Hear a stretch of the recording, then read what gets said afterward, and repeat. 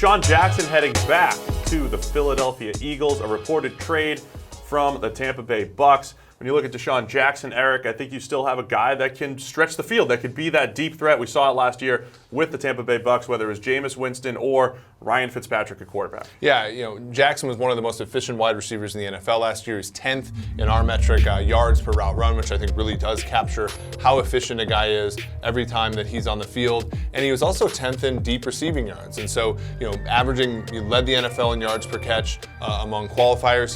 He's a player that I think to an offense like the Eagles, which still has Jeffrey, which still has Aguilar, has those two tight ends, and Carson Wentz coming off an injury, can really add sort of a complementary piece, unlike the time when he was with the Eagles up until 2013, which he was more of like a focal point. This is exactly how I would build an offense, Eric. This is it. I mean, I would have a deep threat. I would have the big possession receiver like an Alshon Jeffrey, a mismatched tight end like Zach Ertz. Now they have two of them with Dallas Goedert over there as well. And then Nelson Aguilar, who can win from the slot. I do think today's NFL is about getting 4 or 5 playmakers on the field who can win in different ways at different areas of the field. And then you have Wentz, who has a pretty good downfield arm.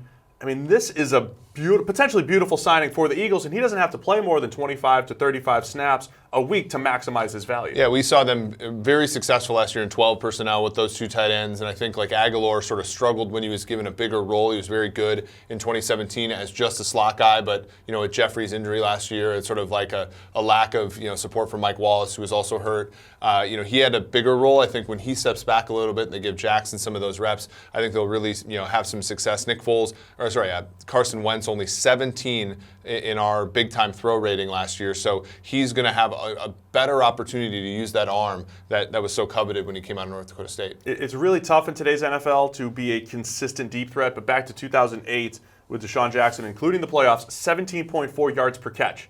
That's a great season for some players, but the fact that he's been able to do it over that stretch, it's very difficult, and it seems like he still has the juice in his legs to do that. So I really like this move for the Eagles. I think it's a great way to build the offense. How much this is moving the needle a little bit in our projections for the Eagles next year? Absolutely. He was the 4th most valuable player on Tampa Bay last year. I think if you even cut that number, his wins above replacement, in half, he's going to be worth somewhere around a third to a half of a win next year. So that's a really good move for an Eagles team that I think took a step backwards last season, probably trying to, again, regain that NFC East title. So there you have it. DeSean Jackson back to Philadelphia, helping the Eagles have one of the more versatile, explosive offenses in the NFL.